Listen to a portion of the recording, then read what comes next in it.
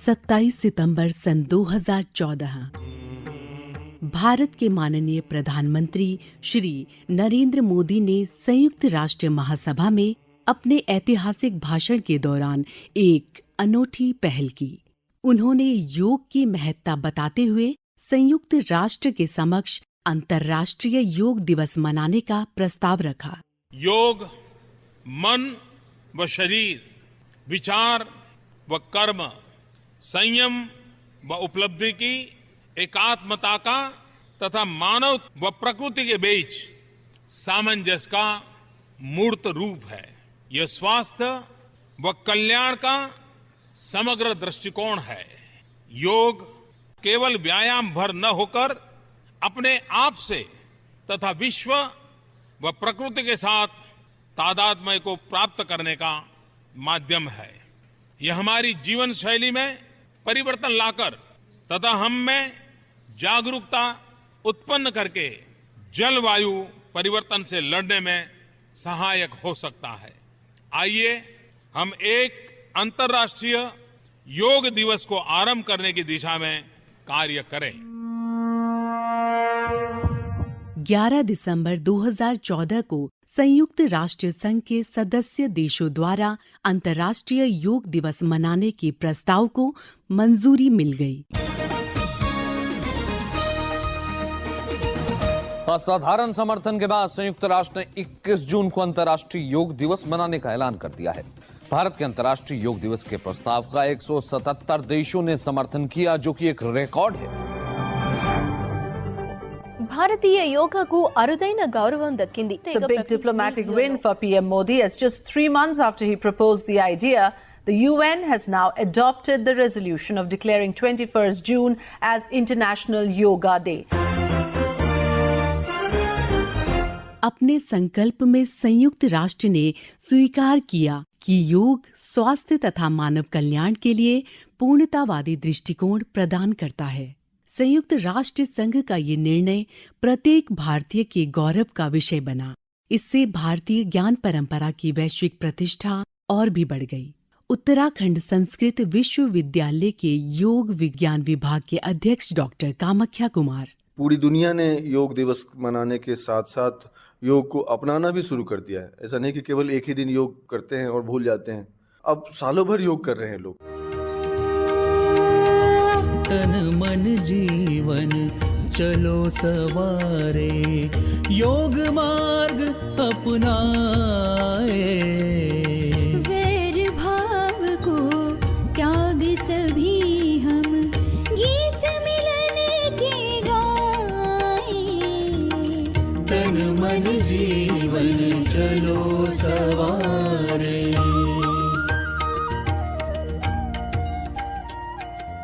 एक समय था जब योग रहस्यों के आवरण में ढका हुआ गूढ़ विषय था। केवल तपस्वी ही योग के ज्ञाता थे और ये आत्मा से परमात्मा के मिलन अर्थात कैवल्य प्राप्ति का एक माध्यम था। योग की आधुनिक उच्च शिक्षा के पितामह के रूप में ख्यात डॉक्टर ईश्वर भारद्वाज, जो वर्तमान में देव संस्कृति विश्वविद्यालय हरिद्वार के एकेडमिक मामलों के डीन हैं। जो शब्द है कैवल्य, केवलस्य भावम कैवल्यम, अकेलेपन का जो भाव है, जो कैवल्य का भाव है, वो है प्रकृति और पुरुष मतलब आत्मा, इन दोनों का वियोग हो जाना। वियोग होकर के आत्मा अलग हुई और आत्मा को अलग होने के बाद अपने स्वरूप का ये बोध होता है कि मैं आत्म तत्व हूँ। मैं न मन हूँ, न बुद्धि हूँ, न अहंकार हूँ, न ज्ञानेंद्रिय हूँ, न कर्मेंद्रिय हूँ। मैं इन सब से अलग एक चेतन तत्व हूँ जो परमात्मा जैसा ही हूँ। पतंजलि विश्वविद्यालय के योग संकाय के अध्यक्ष आचार्य ओम नारायण तिवारी, जैसे जल का स्वभाव होता है ढलान की तरफ जाना, अग्नि का स्वभाव होता है ऊपर की तरफ जाना, ऐसे ही आत्म तत्व का स्वभाव है परमात्म तत्व की ओर लाना। परमात्म तत्व माने जो निर्विकार है, जो आनंदमय है।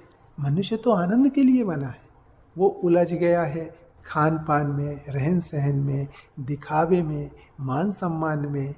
ये बंधन उसको जकड़े रहते हैं और मनुष्य एक के बाद दूसरी, दूसरी के बाद तीसरी, ऐसी 84 योनियों में भटकते रहता। तो हमारा प्राचीन योग मनुष्य की समस्याओं के निदान के लिए विधियां थी।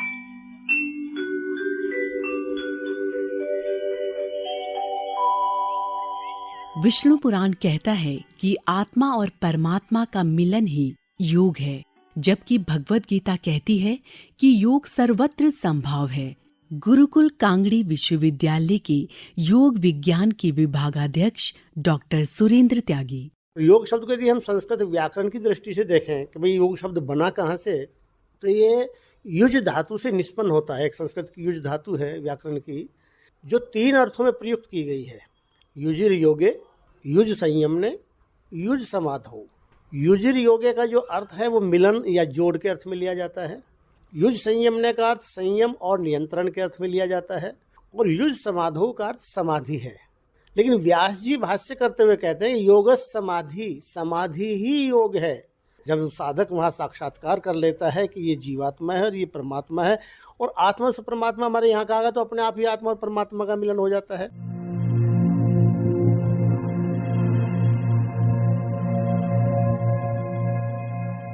योग विद्या के उद्भव का इतिहास हजारों वर्ष प्राचीन है। श्रुति परंपरा के अनुसार भगवान शिव योग विद्या के आदि गुरु हैं, आदि योगी हैं। वैश्विक सभ्यता के सर्व प्राचीन ग्रंथ वेदों में योग का विस्तृत विवरण उपलब्ध है। डॉक्टर ईश्वर भारद्वाज। वेद में ऐसे मंत्र मिलते हैं हमें जो बताते हैं योग की उपस्थिति। योगे योगे तव स्तरम, वाजे वाजे हवा में। वेद के बाद में उपनिषद आते हैं, उपनिषद के बाद में शास्त्र आते हैं। 6 जो शास्त्र हैं, न्याय, वैशेषिक, सांख्य, योग, मीमांसा, वेदांत, दर्शन के ग्रंथ हैं। और दर्शन का उद्देश्य है मोक्ष प्राप्ति। तो उस उद्देश्य से ऋषियों ने इन ग्रंथों का प्रणयन किया था। लेकिन कालांतर में योग की विभिन्न धाराएं प्रवाहित हुई, लेकिन उनको एक संवेद रूप से योग सूत्र के रूप में महर्षि पतंजलि ने सूत्रबद्ध किया 195 सूत्रों में 4 अध्यायों में, और मूल ग्रंथ योग का वो कहलाता है। महर्षि पतंजलि ने पहली बार अपने समय तक विद्यमान योग के शास्त्रीय सिद्धांतों, विचारों और अभ्यासों को वैज्ञानिक विधि से व्यवस्थित किया, वर्गीकृत किया और इसे एक शास्त्र के रूप में निबद्ध कर प्रस्तुत किया। पातंजलि योग सूत्रम नामक उनका ग्रंथ भारतीय योग परंपरा का वैज्ञानिक निरूपण है। योग गुरु देवी दयाल भारती। पतंजलि के बारे में कहा जाता है, योगेन चित्तस्य पदेन वाचाम मलं शरीरस्य च वेद्यकेनं योपाकरोति प्रवरमुनीनां पातंजलिं प्राञ्जलिं रान् अस्मि। पतंजलि की विशेषता बताया है ऋषियों ने। योगेन चित्तस्य पदेन वाचाम, पतंजलि ने योग से चित्त की शुद्धि की। चित्त में मन, बुद्धि, अहंकार तीनों चीजें, और इसके लिए उन्होंने कहा है चित्त वृत्ति निरोधा योगा। चित्त की शुद्धि योग से होती है, निरुद्ध। योगेन चित्तस्य पदेन वाचाम, और वाणी की शुद्धि पद से की है, यानी व्याकरणाचार्य भी थे वो। और मलम शरीरस्य च वेद्यकेनं, ये जो शरीर के अंदर मल है, कफ, पित्त, वात है, जो रोगाणु रहते हैं हमारे शरीर के अंदर, अनावश्यक तत्व रहते हैं, इनकी शुद्धि उन्होंने वैद्य की से, वनस्पति से, औषधियों से की।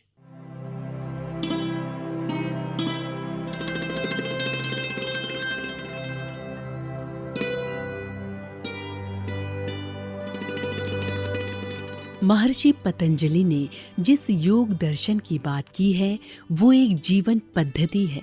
गुरुकुल कांगड़ी विश्वविद्यालय के योग विज्ञान के विभागाध्यक्ष डॉक्टर सुरेंद्र त्यागी का मानना है कि योग को मात्र शारीरिक व्यायाम की तरह नहीं, बल्कि उसके सच्चे अर्थों में स्वीकार किया जाना चाहिए।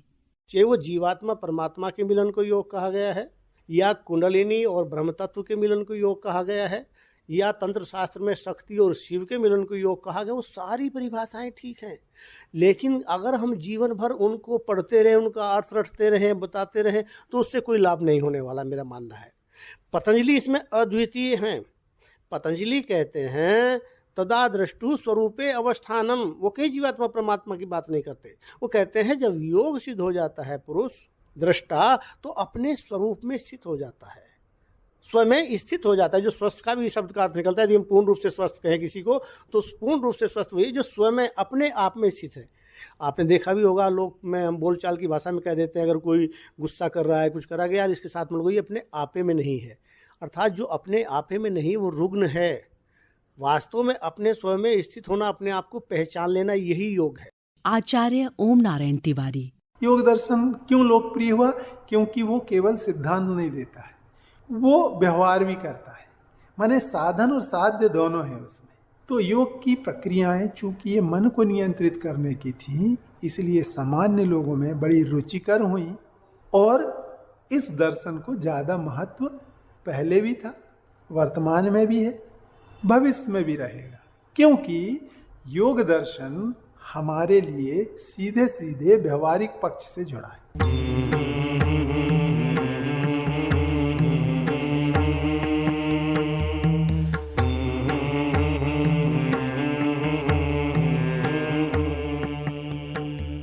प्राचीन भारत में योग को साधना के लिए प्रयुक्त किया गया। कालांतर में हठ योग के आचार्यों ने आसन, प्राणायाम इत्यादि को विस्तार दिया। डॉक्टर ईश्वर भारद्वाज। हठ योग का जो विस्तार किया, उसमें आसन, प्राणायाम विभिन्न प्रकार के बताए और उनके द्वारा उल्लेख है कि इस आसन के द्वारा ये लाभ होता है, इस प्राणायाम के द्वारा ये लाभ होता है, इस शोधन क्रिया का ये लाभ है।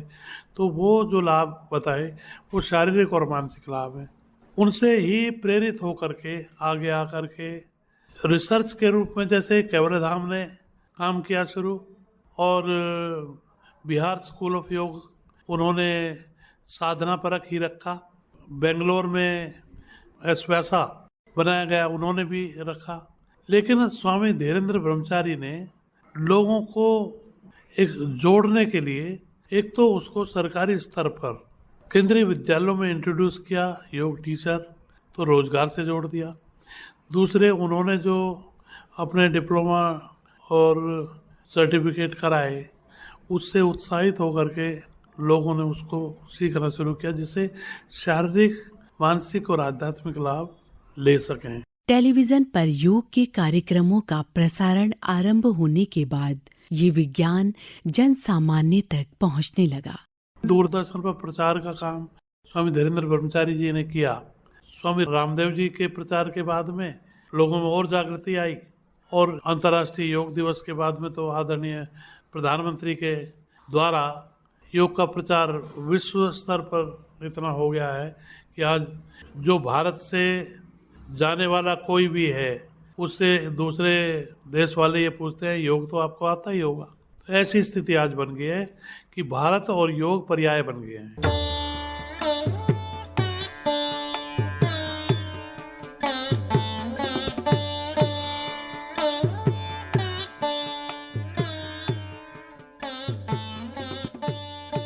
समाधि अवस्था के लिए भले ना सही, शारीरिक और मानसिक रूप से स्वस्थ रहने के लिए भी यदि कोई व्यक्ति योग अपनाता है तो कैवल्य की दिशा में ही उन्मुख होता है।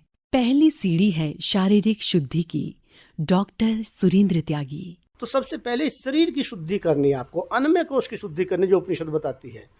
ये आहार से बना है, तो आहार की शुद्धि आपको सबसे पहले ध्यान रखना है। योग में, हठ योग के जितने भी ग्रंथ आप पढ़ेंगे, सब में आहार की चर्चा की गई है कि क्या खाना चाहिए आपको, क्या नहीं खाना चाहिए। आज कहते नहीं कुछ भी खा लीजिए, योग साधना कर लें, नहीं, संभव नहीं है।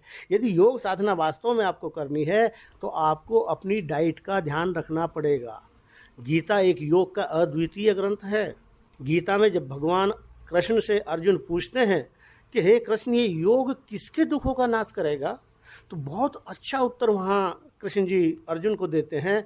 वो कहते हैं युक्त आहार विहारस्य, युक्त चेष्टस्य कर्मसु, युक्त स्वप्नावबोधस्य योगो भवति दुःखः। कि हे अर्जुन, ये योग उसी के दुखों का नाश करेगा। सबसे पहला लक्षण था जिसका आहार युक्त होगा। और देखिए कितना अच्छा शब्द उन्होंने प्रयोग किया, युक्त। वो कुछ भी वर्णन कर सकते थे वहाँ, लेकिन ये उनका युक्त, क्योंकि मेरे लिए युक्त कुछ हो सकता है, आपके लिए कुछ युक्त हो सकता है। इस युक्त का उत्तर हमें आयुर्वेद में मिलता है, बहुत अच्छा उत्तर मिलता है। जब वहाँ एक ऋषि दूसरे ऋषि से पूछता है कि को भूख क्या खाएं, तो वहाँ ऋषि 3 बात कहता है, दूसरा उत्तर देता है ऋत भुक, हित भुक, मित भुक। तो ऋतु के अनुकूल आहार का चयन करें। फिर बात आई कि भाई ऋतु के अनुकूल आहार का चयन तो आप कर लेंगे, लेकिन मेरे लिए हितकारी क्या है इसका ध्यान रखें। आयुर्वेद की दृष्टि से किसी का शरीर कफ प्रधान है, किसी का शरीर पित्त प्रधान है, किसी का शरीर वात प्रधान है। तो मेरे जो त्रिदोष हैं जिनसे मेरा शरीर बना है ये कुपित ना हो। ऋतु अनुकूल आहार में से भी मैं उनका चयन करूँ उस आहार का जो मेरे त्रिदोषों को सम अवस्था में रखे, क्योंकि दोषों का सम अवस्था में रहना स्वास्थ्य का पहला लक्षण है। और योग में मिताहार का बहुत अधिक महत्व है। बिना मिताहार के योग सिद्ध नहीं हो सकता। कम मात्रा में भोजन लें। योग में ब्रह्मचर्य के पालन का अर्थ है अपने समस्त इंद्रियों पर नियंत्रण पाना। इसी तरह अपनी सांस पर नियंत्रण भी उतना ही आवश्यक है। शरीर प्राण के सहारे गति करता है। प्राण जो श्वास प्रश्वास के माध्यम से हमारे शरीर में गति कर रहा है, और जब ये प्राण व्यवस्थित रहता है शरीर में तो हम स्वस्थ होते हैं। जब भी हमारा प्राण कुपित होता है तभी हम रुग्णता की ओर चले जाते हैं। क्रोध आया, प्राण बहुत तेज गति से चलने लगता है। काम का भाव आया मन में तो वो और तेज चलने लगता है। चरक ऋषि ने बड़े विस्तार के साथ में बताया है कि जब जब भी आपके चित्त में नकारात्मक भाव आते हैं तब तब आपका जो प्राण है वो कुपित हो जाता है। जब जब आप सकारात्मक चिंतन में होते हैं, सकारात्मक भाव आपके मन में होते हैं, तब तब आपका प्राण आप देखिए पूरा लयबद्ध स्मूथली चलता रहता है। अब हम क्या करें इसमें अपने प्राण को व्यवस्थित करने के लिए? योग शास्त्र में बहुत से प्राणायामों की चर्चा की गई है केवल प्राण का विस्तार करने के लिए शरीर में, जिससे शरीर हमारा विकार मुक्त हो सके, मन हमारा विकार मुक्त हो सके। क्योंकि प्राणायाम एक ऐसा साधन है योग का जो शरीर और मन दोनों पर समान रूप से प्रभाव डालता है। लेकिन उनको सीखने के लिए किसी योग्य शिक्षक की देखरेख में आप करेंगे, उनमें कई बार खतरा रहता है। जो मेरा अपना अनुभव है आप स्वयं उसको कर देख सकते हैं, या जो सुन रहे होंगे वो इसको करके देख सकते हैं। आप शांत भाव से किसी भी आसन में बैठ जाइए, ध्यानात्मक आसन में, या लेट जाइए और अपने श्वास को देखना आरंभ कीजिए केवल, और कुछ नहीं करना है। देखिए, करने में और होने में जमीन आसमान का अंतर है। करने में विकार बना रहता है, जब चीज़ें अपने आप होनी शुरू हो जाती हैं जीवन में आपके, तो वो सारी व्यवस्था बनती चली जाती है। अब मेरा अपना अनुभव है कि जब हम बैठ जाते हैं, श्वास को अंदर जाते हुए देखते हैं, बाहर जाते हुए देखते हैं, तो जो पतंजलि ने प्राणायाम का लाभ बताया है, पतंजलि ने प्राणायाम का लाभ बताया है कि जैसे ही आप प्राणायाम करते हैं आपका श्वास लंबा होता चला जाता है। सामान्य अवस्था में हम बहुत छोटा सा श्वास प्रश्वास लेते हैं, लंबा गहरा श्वास बाहर निकालते हैं तो शरीर को पूरी ऑक्सीजन मिलती है, शरीर से पूरे विजातीय तत्व बाहर निकल जाते हैं, और ये केवल देखने मात्र से हो जाता है। ये देखना बहुत काम की चीज़ है।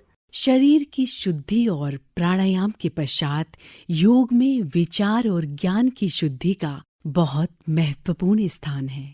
डॉक्टर सुरेंद्र त्यागी। इसके लिए भी मैं यही कहूँगा कि आप अपने विचारों को देखें। किसी भी ध्यानात्मक आसन में बैठकर जब आप देखते हैं, विचारों के प्रति कोई क्रिया न करें। जैसे ही हम विचारों के प्रति कोई क्रिया करते हैं, कोई उनको नाम देते हैं अच्छा या बुरा, फिर प्रतिक्रिया स्वरूप दूसरे विचार आने शुरू हो जाते हैं और विचारों की एक श्रृंखला बन जाती है जो कभी समाप्त नहीं होती। लेकिन जब हम शांत भाव से बैठकर विचारों को देखते हैं, विचार आया चला गया, विचार ना अच्छा है ना बुरा, बस आया चला गया। विचार कभी भी निरंतर नहीं आते हैं, उनके बीच में एक छोटा सा अंतराल होता है, गैप होता है जो हमारी पकड़ में नहीं आता। लेकिन जब हम ध्यान से उनको देखते हैं तो वो अंतराल हमारी पकड़ में आ जाता है, इस समय तो कोई विचार आया ही नहीं। और जैसे जैसे ये गैप बढ़ता जाता है तो एक स्थिति ऐसी आ जाती है कि आपके सभी विचार शांत हो जाते हैं। और जब विचार शांत हो जाते हैं तो फिर आपको साक्षात्कार हो जाता है, क्योंकि आपका जो चित्त है वो बिल्कुल निर्मल हो गया और स्थिर हो गया। तत्वों का साक्षात्कार हुआ, और तत्वों का साक्षात्कार होने पर जो अनासक्त भाव, जो वैराग्य का भाव हमारे ऋषियों ने बताया था, वो अपने आप आ जाता है साधक के अंदर, और वो इन दुखों से मुक्त हो जाता है। अब आगे अपने विचार किसके अधीन है? ज्ञान के अधीन है। जैसा हमारे ज्ञान होता है वैसे ही हमारे विचार होते हैं। तो अपने ज्ञान शुद्धि के लिए हमारे यहाँ योग में प्रत्याहार का पालन करना बताया है, स्वाध्याय का पालन करना बताया है। उनका अभ्यास करेंगे तो आपका ज्ञान की शुद्धि हो जाएगी। और जब ज्ञान की शुद्धि हो जाती, फिर अगला कोष बताया है उसमें उपनिषदों में, आनंदमय कोष। साधक को फिर आनंद की अनुभूति होने लगती है, क्योंकि उसके चित्त से सुख दुख सब चले जाते हैं। वो ज्ञान के माध्यम से देख लेता है वास्तविकता क्या है संसार की, अपने में मस्त रहने लगता है। और जो अपने में होता है ना, उसी को आनंद मिलता है। आप कहीं यात्रा पे गए हैं, बहुत दूर है, बड़े कष्ट उठा रहे हैं, लेकिन जैसे जैसे अपने घर की ओर, जहाँ अपना शब्द है, मैं का जो शब्द है, उसी में तो सुख है। और ये जब विशुद्ध मय में स्थित हो जाता है साधक, तो विशेष रूप से उसे सुख की आनंद की स्थिति होती है। और जब उस ज्ञान आनंद से भी वैराग्य हो जाता है, तब पतंजलि कहते हैं, जिसको परम वैराग्य कहा है, कि वो अपने स्वरूप में स्थित हो जाता है साधक।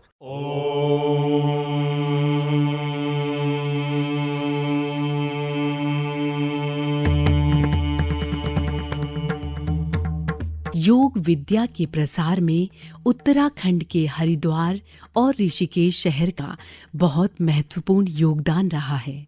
यदि योग की आधुनिक उच्च शिक्षा की बात करें तो गुरुकुल कांगड़ी का नाम सर्वप्रथम आता है। गुरुकुल कांगड़ी विश्वविद्यालय के योग विज्ञान विभाग के पूर्व विभागाध्यक्ष डॉक्टर ईश्वर भारद्वाज। हमने जब योग का शुरू किया था तो एक तो सागर विश्वविद्यालय में थोड़ा डिप्लोमा चल रहा था, एक पेपर बीए में भी उन्होंने लगा दिया था, हिमाचल यूनिवर्सिटी में भी एक डिप्लोमा चल रहा था, स्वामी धीरेन्द्र ब्रह्मचारी जी के यहाँ था, वो डिप्लोमा तक सीमित थे, लेकिन मास्टर डिग्री और पीएचडी कहीं नहीं था। जब हमने गुरुकुल कांगड़ी में रहते हुए ये रखा प्रस्ताव, तो तब लोगों ने मना किया कि जब कहीं नहीं चल रहा तो आप क्यों चला रहे हैं। 91 में हमने फिर यूजीसी में प्रस्ताव भिजवाया, यूजीसी से मंजूरी मिलने के बाद हमने 92 में मास्टर डिग्री शुरू किया, फिर 96 से पीएचडी शुरू किया। गुरुकुल कांगड़ी में जब स्नातकोत्तर पाठ्यक्रम आरंभ हुआ था तो इसमें सिर्फ 3 विद्यार्थियों ने दाखिला लिया था। उन्हीं को मैं ब्रह्मा विष्णु महेश कहता था कि 3 है तो कोई बात नहीं, जब सृष्टि की रचना हुई तो यही 3 देव थे, तो त्रिदेव से शुरू करेंगे तो अच्छा चलेगा। आज देश में योग के कई पाठ्यक्रम संचालित किए जा रहे हैं। संतोष की बात यह है कि इसमें रोजगार की भी बहुत संभावनाएं हैं। डॉक्टर कामाख्या कुमार। स्कोप तो बहुत ज़्यादा है, यहाँ से निकलने वाले बच्चे रोजगार खूब पा रहे हैं, तो युवाओं को इस ओर आने का मन भी बन रहा है और उन्हें अवसर भी प्राप्त हो रहे हैं। हमारा विश्वविद्यालय इस ओर निश्चित रूप से काम कर रहा है कि उन्हें और रोजगार के अवसर मिले और संसाधन मिले।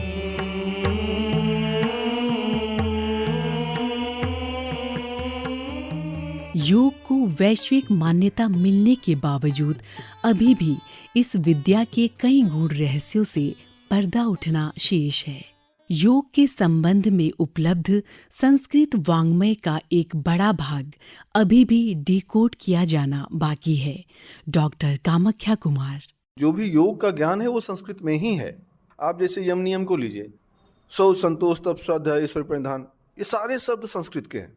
कोई भी योग का शब्द उठा के देखिए, वो सारे संस्कृत में है। सूत्र हो, श्लोक हो, मंत्र हो, संस्कृत की महत्ता तो समझी जाती है। संस्कृत के बारे में आप ये भी जानते हैं कि नासा ने ये स्पष्ट कर दिया है कि संस्कृत ऐसी भाषा है कि जिसको कहीं से भी बोला जाए, उसके शब्दों को आगे पीछे कैसे भी रख दीजिए, वो सेंटेंस चेंज नहीं होगा। ये संस्कृत की विशेषता है। तो हमें लगता है कि योग को जानने के लिए संस्कृत जानना जरूरी है, और संस्कृत को जानने के लिए उसमें गहरे बैठने की जरूरत है, तमाम संसाधनों की जरूरत है। जो विस्तार अभी चाहिए वो हमें मिला नहीं है।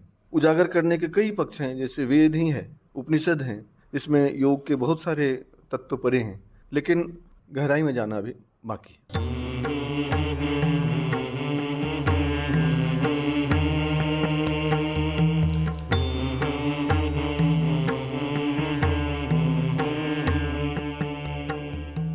अंतर्राष्ट्रीय योग दिवस मनाया जाना विश्व का भारतीय ज्ञान परंपरा के सम्मुख नतमस्तक होना है। ये विश्व गुरु बनने की दिशा में भारत के प्रस्थान का प्रतीक है। तन मन जीवन चलो सवारे, योग मार्ग अपनाए, वैर भाव को त्याग सभी हम गीत मिलने के गाए। तन मन जीवन चलो सवारे।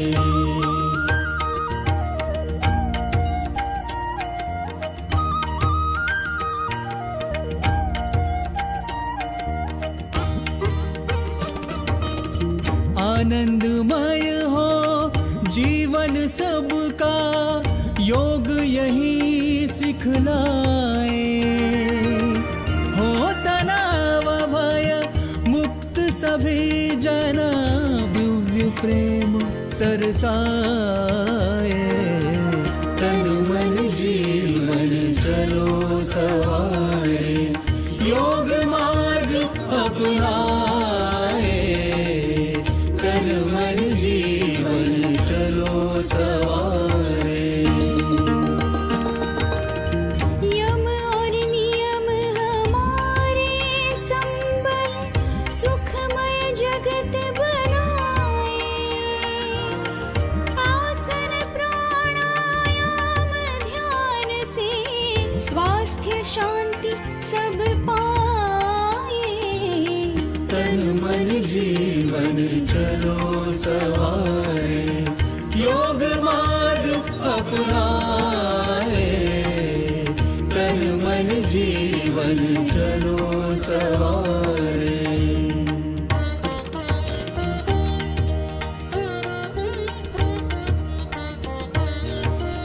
ऊर्जावान बने सब साधक, संशय सभी मिटाए।